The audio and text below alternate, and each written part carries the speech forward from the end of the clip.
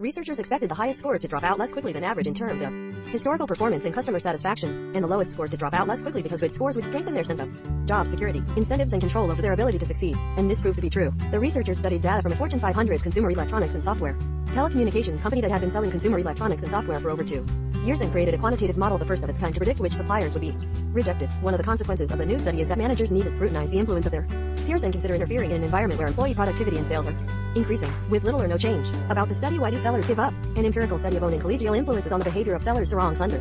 B. The researchers believe that people working in companies with small performance deviations feel less challenged and may not be motivated to work smarter or are smarter instead.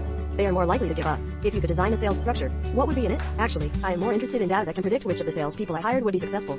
It would be the holy grail. A study conducted by researchers in Utah and Arizona identified 13 pre-employment behaviors that were compared to poker tables. These behaviors included early retirement, less attention or effort, and reluctance to accept long-term contracts. Of course, it is useful to know who is more likely to win. But new research can significantly increase this score, knowing who is more likely to leave and why. Sales managers can solve problems to achieve the best result. A person's relationship and intentions depend heavily on their environment. The researchers write the strength of the peer-to-peer effect in the model suggests that sales can be contagious. But, according to Kumar, the main thing is not that companies include their data in the telecommunications sales forecasting model. On the contrary, the basic idea is that important data can allow firms to identify the variables that predict revenues within their own ratings. Revenue is also damaging to sales. Roles can remain empty as firms recruit and new employees must learn the intricacies of trading and rebuild relationships with clients. While some rotation is desirable, such as when bad students leave or quit, this is largely not the case. And when a good student leaves, your company faces a number of direct and indirect costs.